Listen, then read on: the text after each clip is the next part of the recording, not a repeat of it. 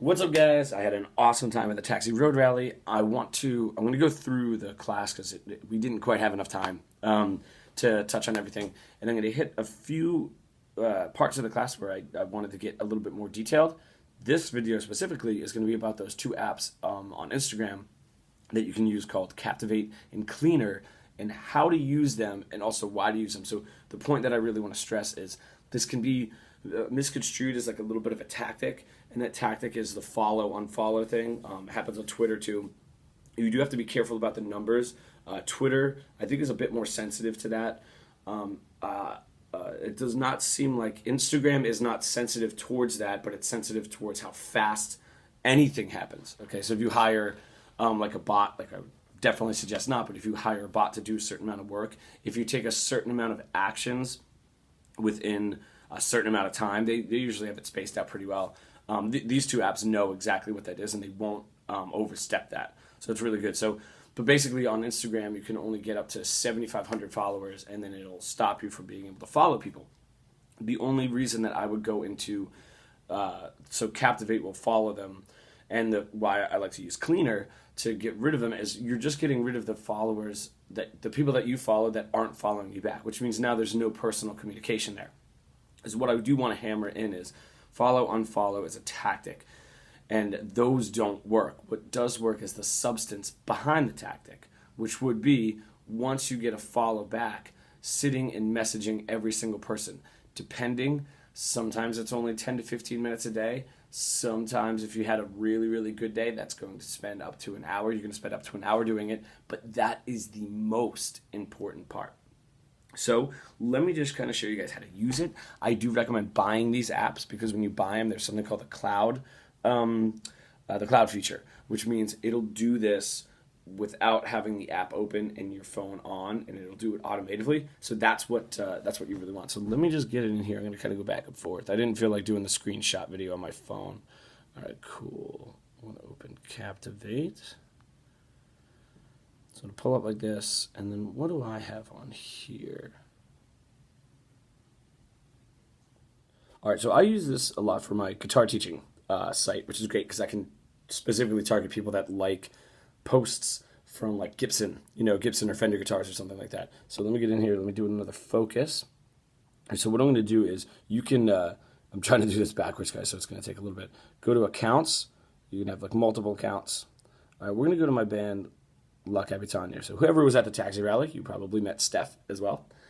She is the second part, or the first part of La Capitania. I'm the second part, put it that way. So this will load in, and this is just like kind of like a general people that you might want to follow. Is not super effective. So what you do is you just go down here, all right, and we'll go a band called Larkin Poe. Okay, so you kind of search in there. There they are. They popped up. Okay, the reason you would want to do a band like Larkin Poe and not a band like, I don't know, the Black Keys or the Killers is there's a little bit more specifically going on with Larkin Poe. They have a tighter community right now because they're not explosive. So when you go to like a Black Keys or something and you end up following a bunch of people that liked their picture or their last post, there could be a significant amount of those people that are already bots and they're not actually engaging. Or it could be like, I don't know, like maybe my dad liked it, but he's not really going to be involved in trying to find new music. So that's why I say go for something a little bit, a band a little bit smaller and a little bit more concise to what it is that you do. When you overgeneralize, it's not as effective. And this definitely comes through on ads, which will be the next video that I do on Facebook ads, which is so important. Okay, so here, like I said, guys, I'm doing this backwards, so give me a second. If you do comments, so I could like click on comments. Let me just flip this around. So they have 106 comments on this post. Comments are great too because each one of them really, really care. Okay, so you can either load those profiles in or just do like you can like each one of them. I would not do anything automated that you're actually communicating with those people. That has to be you. Really don't want to put that out. But okay, 6.8 thousand likes. So it'll take a second to process all this, and when it does, it'll all load in right here. So from there, we're going to talk. So this is definitely a tactic that bigger bands use, and some of them do use it, like we were saying, as a tactic. You do get a little bit more clout the bigger your band gets, so you can get away with kind of some of this stuff. Like, I wouldn't think, that Red Hot Chili Peppers were actually getting back to me. You know what I mean? And no, I don't think anybody else would. So you can kind of get away with that if you're a larger band. This is to find new people and engage with new people. So right here. So these are all the people that liked that post. So you go, I just do quick select all. It'll select all of them. And then the feature, you go to actions, which is up there in the corner. Sorry, move that over. Actions, follow, and then add to cloud. Oh, no, okay. Well, now you get to see me do it again. Sorry, I'm trying to do this backwards. It's pretty ridiculous. Okay, add to cloud queue. It'll say add to cloud queue. Okay, and that goes in, and then that just becomes automated. And then you can just see how quickly it goes through, and then re-up it.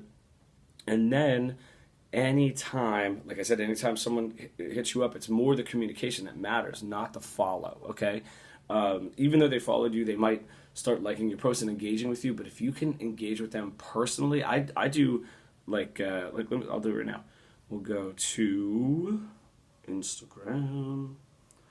I'll go to that profile. La Capitania is the band name. All right.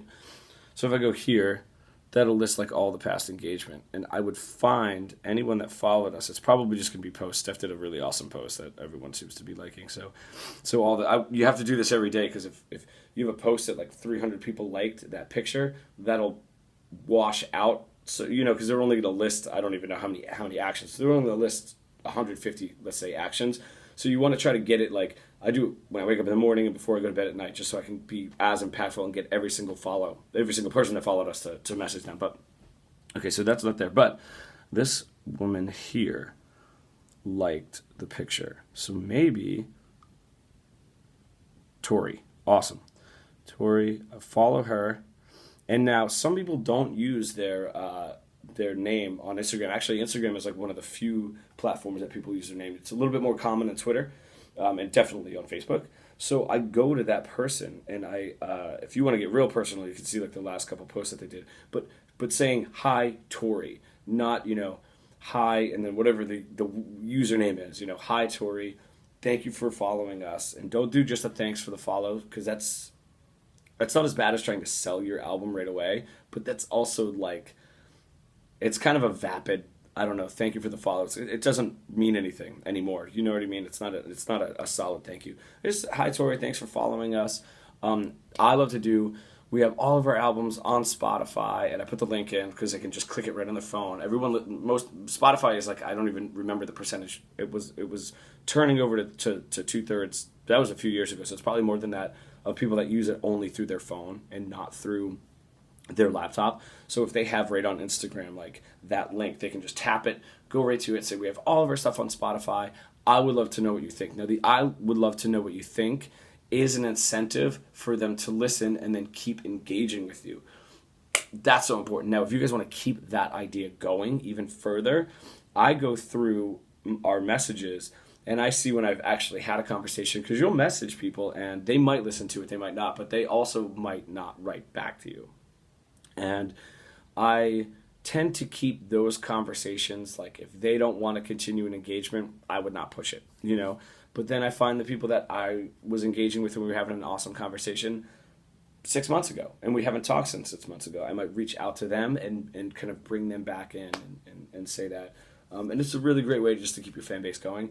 This idea is what major record labels do with interns and assistants and ads. They do it with ads because, if you're watching like YouTube and there's a band and you're just like, oh man, these guys are pretty good. And it's like a pre-roll ad, which means it's like, it doesn't happen as much on YouTube, but sometimes the pre-rolls are in a music video, based on the music video that you were searching. So it's called a pre-roll ad. It happens before the video starts.